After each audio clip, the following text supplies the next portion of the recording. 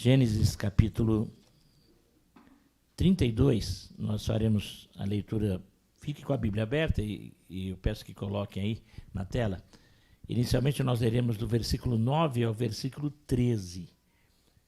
32, de 9 a 13. Estamos vendo no primeiro livro da Bíblia a história de alguns dos homens de Deus, alguns personagens. Aqui no caso, já estamos na história dos filhos de Abraão, Isaac, depois seu neto Jacó, e hoje é justamente o texto que mostra a mudança do nome Jacó. Jacó, que significa usurpador, ele vai ter o nome mudado e nós vamos ver nessa história que muitos conhecem, mas vale a pena refletir, pensar novamente.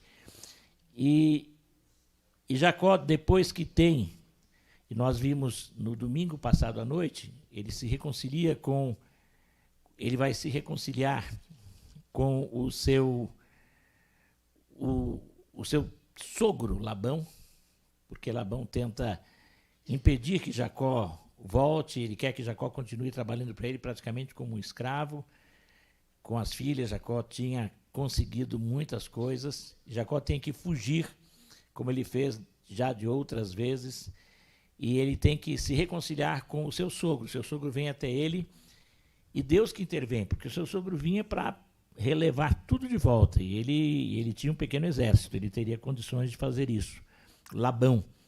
Mas Deus se revela a Labão, manda que ele não faça nada a Jacó, nenhum mal a Jacó, e aí há uma reconciliação. Nós falamos sobre isso, que essa reconciliação aponta para a necessidade que nós temos das nossas reconciliações, e que a necessidade de reconciliação, as brigas que surgem inicialmente lá no paraíso, no Éden, quando o ser humano rompe o relacionamento de paz e amor com Deus. E Deus busca a reconciliação. Deus sempre está atrás de nós. Ele busca. E desde o início ele está buscando essa reconciliação. E agora, ele, através dessa família, Deus está se revelando para querer trazer a humanidade de volta para si. Agora, quando nos reconciliamos com Deus e sabemos que só conseguimos fazer isso através de Jesus, nós temos que levar essa mensagem de reconciliação aos outros. Nessa história aqui, a gente vai ver mais uma necessidade de reconciliação que Jacó tem. Mas é interessante a história. Jacó orou: Deus de meu pai Abraão e Deus de meu pai Isaque, ó Senhor, que me disseste, volte para a sua terra e para a sua parentela, e eu farei bem a você. Sou indigno de todas as misericórdias e de toda a fidelidade que tens usado para com teu servo, pois com apenas o meu cajado atravessei este Jordão, e agora sou 2 grupos. Livra-me das mãos de meu irmão Esaú, porque temo que ele venha e ataque a mim e as mães com os filhos. Pois tu disseste, certamente serei bondoso com você, e lhe darei uma descendência como a areia do mar, que de tão numerosa não se pode contar. Depois de passar ali, aquela noite, Jacó separou do que tinha consigo um presente para o seu irmão Esaú. Jacó, o soberbo, e a palavra Jacó significa usurpador, aquele que tira o lugar, porque ele veio segurando no pé do irmão, que era o primogênito, no caso eles eram gêmeos. Era muito importante ser o mais velho naquela cultura patriarcal. Ele agora, que sempre se sentiu o sabichão, que conseguia as coisas, enganou o próprio irmão quando fugiu lá para o lugar onde ele enriqueceu. Depois ele tenta enganar o sogro vai atrás, mas Deus intervém. E agora ele começa a lembrar que ele vai ter que enfrentar de novo o irmão, e ele fica com medo, e ele se humilha. De vez em quando Deus quer que a gente sinta medo, porque infelizmente só com os riscos e perigos, só com a dor, é que nós nos voltamos e enxergamos a nossa limitação, a nossa insuficiência, a nossa impotência, e nos voltamos para o Deus Todo-Poderoso. Só assim. Visitei uma pessoa no hospital, que estava, normalmente no hospital as pessoas ficam deitadas, de barriga para cima, olhando para o alto, e quando eu conversei com aquela pessoa, eu falei, você sabe por que você está assim aí, deitado, de barriga para cima, olhando para o alto? Ele falou, é claro, eu estou doente, tem que ficar assim. O médico mandou, não tem, e aqui com esse monte de coisa eu não posso virar. Eu falei, você está assim porque você estava andando muito, olhando para frente, para os lados, para baixo e para trás. Deus se colocou aí para você olhar para cima. Em geral, nos hospitais, nos lugares, nos momentos de dor, de doença, de enfermidade, de derrotas, de riscos, a gente busca Deus. A pessoa que tem essa predisposição, e Deus sabe aqueles que vão ser deles, busca Deus. Há outros não, há outros que não têm. Há outros que realmente são contra Deus, já são. E esses se revoltam mais ainda. Mas quem é e quem busca Deus nessa hora, reconhece que precisa dele. Isso que Jacó fez, e humildemente, ele ora pedindo livramento de Esaú, seu irmão. Ele também agradece a Deus. Ele reconhece que Deus tinha sido misericordioso com ele, que ele não merecia nada daquilo que ele tinha. Ele saiu sozinho, só com um bordão, um cajado, para ajudar na caminhada, e agora ele volta com praticamente as duas famílias. Eram comuns isso, 2 grupos grandes com escravos. Ele tinha uma pequena caravana com ele. Tinha 2 esposas, era comum naquela época, e ele tem agora 2 famílias e muita gente servindo a ele. Animais. E agora, quando ele se volta a Deus, é interessante que ele chama Deus de Senhor. Ele não fala mais o Deus de Abraão, o Deus ou o temor de Isaac. Ele chama Deus de Senhor, que em hebraico seria Yav. A palavra que muita gente coloca como Jeová, mas o som provavelmente não é esse, porque ninguém sabe o som. É uma palavra que seriam 4 letras, um tetragrama. É J-H-W-H. Tenta pronunciar, J-H-W-H. O que dá? Nada. Por isso que muita gente acha que isso seria Yahvé. Os judeus não pronunciam, por causa do mandamento que diz, não tomarás o nome do Senhor teu Deus em vão. E por causa disso, eles não pronunciam esse nome, porque foi o nome que Deus revela depois a Moisés. Mas aqui já aparece, no 2º capítulo de Gênesis também aparece. É um nome diferente do El, que é Deus, como nós usamos Deus, ou Allah em árabe, Deus. Qualquer Deus, um poder superior. Aqui não, é um Deus pessoal que se relaciona. Provavelmente a palavra significa eu sou, o que é, o autoexistente, o que não depende de ninguém, o que não é feito por ninguém. Ele é eu sou o que sou. Alguns dizem que eu sou o que eu quero ser, como quero ser. Ele é soberano. Por isso os judeus passaram a usar a expressão Adonai, que em hebraico significa Senhor. E quando a Bíblia foi traduzida a primeira vez para o grego, uma tradução que foi feita do Velho Testamento para o grego, a primeira tradução do Velho Testamento, eles usam a palavra Kyrios, que é Senhor também, em grego. E o Novo Testamento todo, quando cita o Velho Testamento, eles citam a Septuaginta, eles citam essa tradução, e eles citam Kyrios, Senhor. Portanto, quando a gente fala o Senhor Deus, é a mesma coisa de dizer o Eterno Deus, o autoexistente. Eu gosto da expressão o Eterno, aquele que sempre existiu, que não tem começo e nem tem fim. Esse é o nosso Deus, o Todo-Poderoso, que não pode ter uma forma humana, que não pode ser de forma alguma reverenciado por alguma forma, porque ele não tem essa forma. Ele aparece às vezes, e quando ele se revela na segunda pessoa da Trindade, antes até aparece essa pessoa, mas não é descrita a forma dela.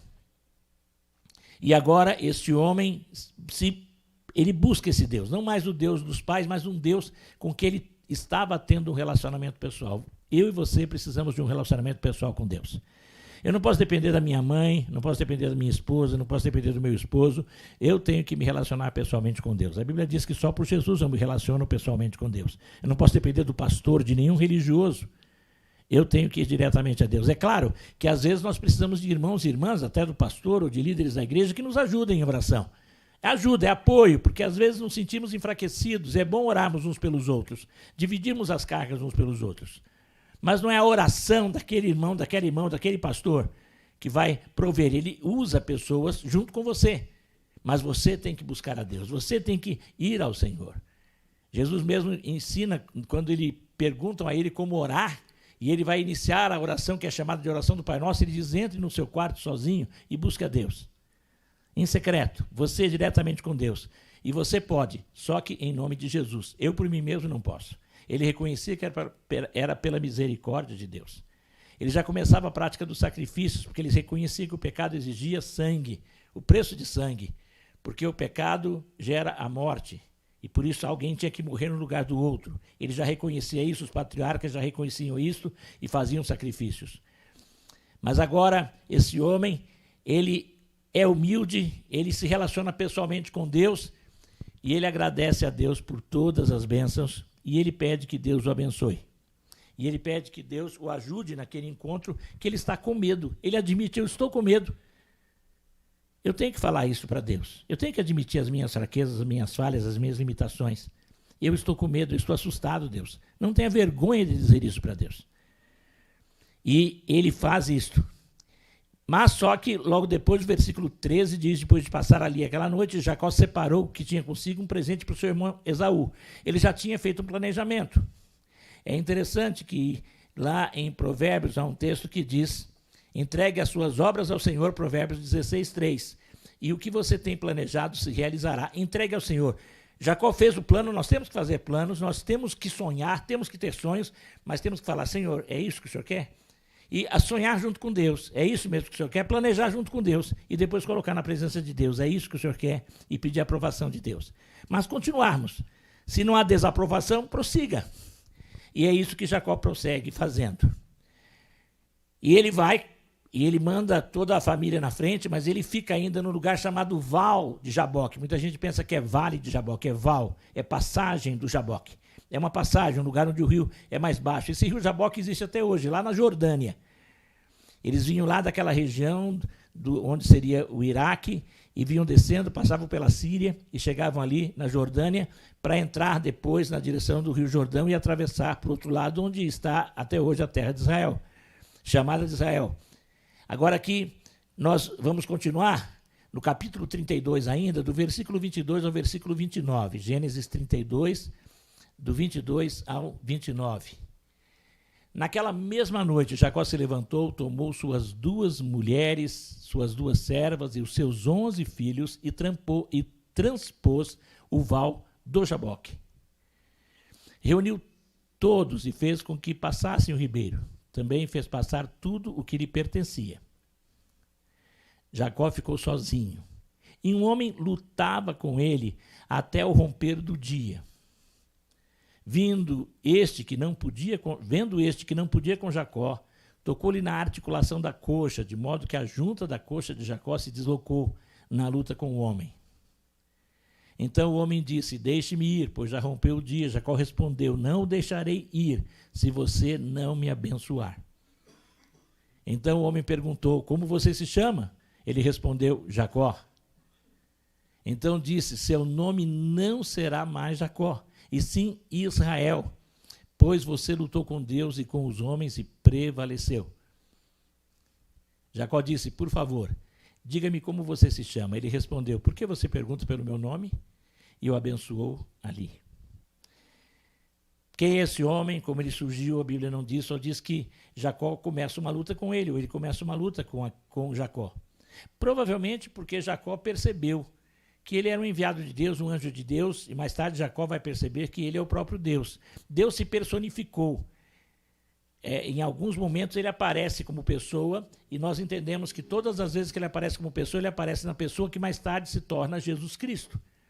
Jesus Cristo é que se revela, vem como, assume uma forma humana, e é chamado em alguns lugares de o anjo do Senhor. Jacó vai dizer depois que era o próprio Deus. E Jacó começa, porque provavelmente Jacó quis alguma coisa, quis alguma bênção, e eles começam talvez uma discussão e passou por uma luta. E ele viu que Jacó era forte, perseverava, e quando não tinha mais jeito, ele toca na coxa de Jacó. Sabe aonde? Não é bem na coxa, é no nervo, que seria hoje o nervo ciático. Que dor terrível que Jacó deve ter sentido. Nervo ciático. É interessante que até hoje, os judeus, aqui é dito depois que eles não comem. Até hoje, os judeus ortodoxos não comem o nervo ciático, em respeito a isso. Nesse respeito. Porque ali, né, eles não comem nervo ciático de nenhum dos animais. Até os autorizados, é claro, eles só comem carnes autorizadas pela lei, pela Torá. Mas aquilo eles não comem em respeito, em memorial disso que aconteceu. Jacó sente aquela dor profunda. Mas Ali Deus fala, você se torna Israel, você não é mais usurpador. Você é aquele que luta com Deus e persevera. A palavra Israel é Deus, Isra é luta. É como se fosse uma briga, uma contenda. Alguns dizem que tem o sentido de persistir, de lutar persistindo, perseverando. Você lutou com os homens e com Deus, o versículo 28 diz isso. Você esteve lutando com Deus e com os homens. Jacó lutou com muitos homens. E muitas vezes ele lutou de forma até errada. Quando ele luta, por exemplo, para fugir, para conseguir a bênção de forma errônea, enganando seu irmão, enganando seu pai, mentindo, para agradar a sua mãe, mas para conseguir alguma coisa, e depois, quando ele foge lá do sogro também, com as táticas humanas. Mas agora ele tem que enfrentar Deus. E agora, quando ele enfrenta Deus, Deus deixa nele uma marca. Deus diz, você é um vencedor, você persevera, parabéns. Você é Israel, o que luta com Deus, persevera com Deus, você não desiste. Você está indo em frente, você planejou. Você está com medo, mas você está vencendo os seus medos. Mas você vai sair daqui mancando, marcado. Há uma história que já é bem conhecida, existem várias versões dessa história, chama de parábola, é uma ilustração. Dizem que um homem ficou viúvo, ele tinha um único filho, morava no interior dos Estados Unidos, ele mexia com madeira, e ele não quis se casar porque o seu filho ficou muito traumatizado com a perda da mãe, devia ter mais ou menos entre 7 e 8 anos, e por causa disso aquela criança ficou um pouco revoltada e brigava com seu pai, e ofendia seu pai, desobedecia, e o pai chamava atenção. Depois ele se arrependia, parece que eram cristãos, ele lia a Bíblia, o filho se arrependia, orava, pedia perdão, passava um pouco, ele repetia e fazia tudo de novo. E o filho gostava de madeira. Um dia ele pegou uma tábua, invernizou aquela tábua, uma tábua bonita que o filho tinha achado, ele cortou de uma árvore, uma tábua inteira. E sabe, aquelas tábuas parecem uma obra de arte, né, com aqueles nós, e ele invernizou.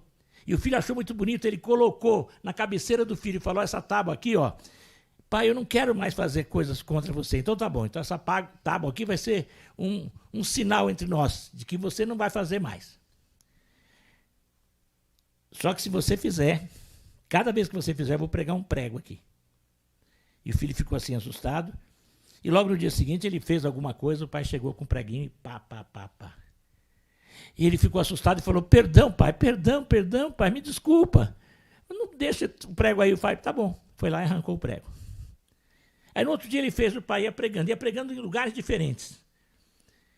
E um dia ele olhou, a tábua estava toda furadinha. Ele falou, pai, você colocou os pregos. Sim, você errou. E aí você mereceu um prego. Mas eu pedi perdão, eu arranquei o prego. Mas a tábua está toda marcada. Ele falou, olha, a gente arranca os pregos, mas as marcas ficam. Deus nos perdoa. Mas ficam as consequências dos nossos erros. A pessoa fumou a vida toda, se arrepende, quer mudar de vida, mas ele tem lá fibrose, pode ter até um câncer, como consequência disso. Então, muitas coisas que nós fazemos têm consequências, e Deus deixa essas consequências para quê? Para nós não nos esquecermos. Eu conheci um senhor que tinha realmente, ele era coxo de uma perna, e ele disse que aquilo foi consequência de um erro, de uma briga que ele se meteu, bebeu, aprontou, e ele disse que depois ele se converteu, e ele pediu várias vezes a Deus para curá-lo. Aí ele leu a história de Jacó, ele falou, olha, é bom eu estar mancando assim, porque eu vou lembrar. Porque talvez se eu ficasse bom da perna, eu ia fazer bobagem de novo. Então é bom ficar assim, porque eu me lembro que eu não posso falhar. Então Deus deixa marcas na vida da gente, como deixou marca na vida de Jacó. Essa marca é lembrada até hoje por todos os judeus. Eu não sei se está funcionando muito para eles, mas para Jacó funcionou. Aquele que era o orgulhoso, o soberbo, que na primeira conversa com Deus quis fazer um acordo com Deus. Olha, se você me abençoar, quis fazer uma negociação com Deus, eu te dou os dízimos, mas era um negócio com Deus. Agora ele é humilde, ele reconhece, ele sai dali sabendo que Deus o abençoou. E é interessante, e a gente vê do versículo 30 ao 32, do capítulo 32 ainda, vamos ver, do 30 ao 32, Jacó deu àquele lugar o nome de Peniel, pois disse, vi Deus face a face e a minha vida foi salva. Isso significa a palavra Peniel ou Penuel, é a mesma coisa. Nasceu-lhe o sol quando ele atravessava Peniel e mancava por causa da coxa. Por isso os filhos de Israel não comem até hoje o nervo do quadril, na articulação da coxa, porque o homem tocou a articulação da coxa de Jacó no nervo do quadril, a marca que ficou. Mas ele disse, aqui eu vi Deus face a face. Ele teve um encontro com Deus na hora da luta e da dor. É interessante que Jó, não sei quantos leram o livro de Jó, se você não leu, vale a pena ler. Ele é grandinho, mas vale a pena você ler o livro de Jó. O livro de Jó, ele conta a história de um homem considerado o mais justo da época, o melhor da época, ou menos pior da época. E Jó, o diabo vai a Deus e quer fazer algo para Jó e Deus permite.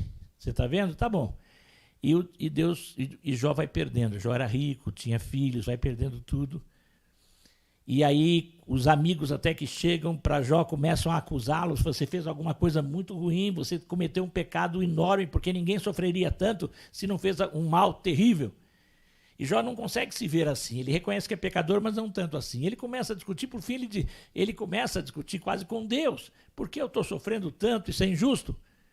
E no fim Deus vai para ele e fala, você porventura consegue entender? Você estava comigo quando eu fundei tudo, quando eu comecei o mundo, você não consegue entender. Nós não conseguimos entender os propósitos e os planos de Deus. E quem somos nós para questionarmos Deus?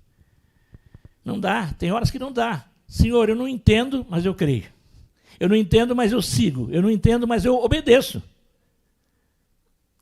Isso é quem é sábio. O temor do Senhor é o princípio da sabedoria. Eu não entendo, mas eu confio. E Jó, no final de tudo, vai dizer, eu te conhecia de ouvir falar, mas agora eu te conheço face a face. E quando ele conheceu Deus face a face, na enfermidade, na pobreza, quando se viu sozinho, abandonado por ali, ele conheceu Deus face a face. Às vezes Deus coloca a gente lá no pó, para a gente olhar para cima. Porque ali a gente vai conhecer face a face Deus. Não devemos desprezar as provações. Eu não peço provação, mas se ela vem, eu tenho que falar, Senhor, me dá forças para suportá-la e me ensina. O que eu tenho que aprender? E Jacó aprende. E agora, o final dessa história, vamos ler o capítulo 33, versículo 1 a 4. Vamos ler juntos? Leia em casa também, se você puder. Vamos ler? Quando Jacó ergueu os olhos, viu que Esaú se aproximava, e com ele 400 homens. Então repartiu os filhos entre Lia, Raquel e as 2 servas. Pôs as servas e seus filhos à frente, Lia e seus filhos atrás deles, e Raquel e José por último. E ele mesmo, adiantando-se, prostrou-se em terra 7 vezes, até aproximar-se de seu irmão. Então Esaú correu ao encontro dele e o abraçou. Pôs os braços em volta do pescoço dele e o beijou e choraram. Isso foi obra de Deus. Esaú chegou até Jacó com quantos homens?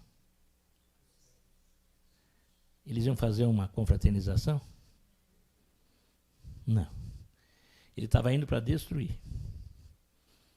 Ele tinha prometido vingança. Ele tinha prometido matar. Ele praticamente jurou de morte o irmão. Lá no início da história. Quando você lê lá nos capítulos anteriores. Mas Deus tocou no coração. Por quê? Porque Jacó se humilhou. Jacó pediu perdão. Jacó pediu a ajuda de Deus. Jacó reconheceu o seu erro, reconheceu que dependia da misericórdia de Deus, se arrependeu. E humildemente chegou até o seu irmão, pedindo perdão. As 7 vezes que ele se curvou, é assim, o número 7, dentro do contexto bíblico, significa algo pleno, completo. Perdão, pedido de perdão completo, pleno, humilhação completa, plena. Aí é lindo esse último versículo.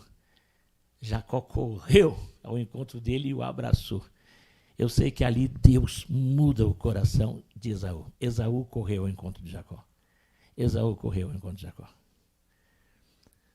Bíblia diz que quando nós buscamos fazer a vontade de Deus, Provérbios 16 diz também, ele faz com que até os nossos inimigos se reconciliem conosco, é o que aconteceu aqui, com Jacó e Esaú. Jacó aprontou. Esaú também mereceu, de certa forma, quando a gente vai ler a história, ele desprezou a primogenitura, ele faz uma série de bobagens, mas Jacó agiu pior. Um erro não justifica o outro. E agora Deus perdoa, porque ele perseverou com Deus, ele pediu a bênção de Deus, ele quis a bênção de Deus, ele sabia que não podia ir para aquele encontro sem a presença de Deus. Não era pelo planejamento dele, nem pela força dele, não era pelos presentes dele. É importante a gente fazer planos, é importante nós estabelecermos estratégias na nossa vida, mas, acima de tudo, é importante colocarmos tudo na presença de Deus e na hora do perigo, na hora da dificuldade, vamos a Deus jejuando, orando, fazendo uma campanha de oração, pedindo, até sentirmos a presença de Deus conosco. Jacó só foi quando sentiu a bênção de Deus. Você tem que sentir a presença de Deus. A presença de Deus vai lhe dar paz. E Jacó torna-se Israel. O nome que até hoje a gente escuta o tempo todo. Liga a TV, acessa a internet. Israel, Israel, Israel. Eles perseveram até hoje. Então, façamos isto. Dentro da vontade de Deus. Vamos ser humildes. Vamos nos humilharmos. Vamos pedir a bênção. Vamos perseverar até sentirmos essa bênção e vamos aceitar as marcas que Deus deixar e a condução dele. E, novamente, com certeza, Deus vai fazer aquilo que nós não conseguimos fazer, no caso, fazer com que o irmão o perdoasse, o abraçasse e o recebesse. Que Deus nos abençoe assim, para superarmos todas as nossas lutas, as nossas provas, humildemente na presença de Deus, confiando em Deus, aceitando a direção de Deus e a disciplina do Senhor. Que Deus nos abençoe. Amém?